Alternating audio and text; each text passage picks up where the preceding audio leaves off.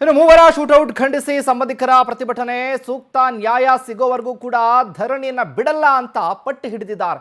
ಮೃತರ ಕುಟುಂಬಕ್ಕೆ ತಲಾ 1 ಕೋಟಿ ರೂಪಾಯಿ ಪರಿಹಾರ ಕೊಡಬೇಕು ಅನ್ನುವಂತಹ ಒತ್ತಾಯ. ನಮಗೆ ಸೂಕ್ತ ನ್ಯಾಯ ಸಿಗಬೇಕು, ಅಲ್ಲಿವರೆಗೂ ನಮ್ಮ ಧರಣಿಯನ್ನ ಬಿಡೋದಿಲ್ಲ. ಇದರ ಜೊತೆಗೆ ಮೃತರ ಕುಟುಂಬಕ್ಕೆ 1 ಕೋಟಿ ರೂಪಾಯಿ ಪರಿಹಾರ ಕೊಡಬೇಕು, ಒಬ್ಬರಿಗೆ ಸರ್ಕಾರಿ ನೌಕರಿ ಬೇಕು, ತಪ್ಪಿತಸ್ಥರಿಗೆ ಕಠಿಣ ಶಿಕ್ಷೆ ಆಗಬೇಕು. ಹಗಲು ರಾತ್ರಿ ಎನ್ನದೇ ಮೃತರ ಕುಟುಂಬಸ್ಥರಿಂದ ಪ್ರೊಟೆಸ್ಟ್ ಆಗಿದೆ. ರಸ್ತೆಯಲ್ಲೇ ಮಲಗಿ ಪ್ರತಿಭಟನೆಯನ್ನ ಮಾಡ್ತಾ ಇದ್ದಾರೆ ಪ್ರತಿಭಟನಾಕಾರರು. ಕೈಯಲ್ಲಿ ಮೊಂಬತ್ತಿಯನ್ನ ಹಿಡಿದು ಆತ್ಮಕ್ಕೆ ಶಾಂತಿ ಸಿಗಲಿ ಅಂತ ಪ್ರಾರ್ಥನೆ ಸಲ್ಲಿಸ್ತಾ ಇದ್ದಾರೆ.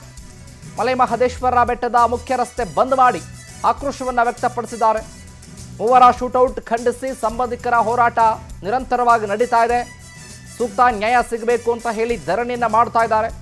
ನ್ಯಾಯ ಸಿಗೋವರೆಗೂ ನಮ್ಮ ಧರಣಿಯನ್ನು ನಿಲ್ಲಿಸೋದಿಲ್ಲ ಅನ್ನುವಂಥ ಆಗ್ರಹ ಕೂಡ ಇದೆ.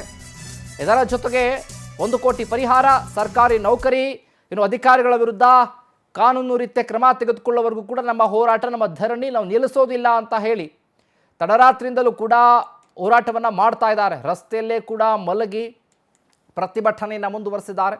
ಕೈಯಲ್ಲಿ ಮೊಂಬತ್ತಿಯನ್ನು ಹಿಡ್ಕೊಂಡು ಅವರ ಆತ್ಮಕ್ಕೆ ಶಾಂತಿ ಸಿಗಲಿ ಅನ್ನುವಂಥ ಪ್ರಾರ್ಥನೆಯನ್ನು ಸಲ್ಲಿಸುತ್ತಾ ಹೆದ್ದಾರಿಯನ್ನು ತಡೆದು ಆಕ್ರೋಶವನ್ನು ವ್ಯಕ್ತಪಡಿಸ್ತಾ ಇರೋದು.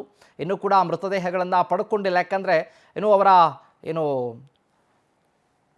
ಶೂಟೌಟನ್ನು ಖಂಡಿಸಿ ಹೋರಾಟವನ್ನು ಮಾಡ್ತಿದ್ದಾರೆ.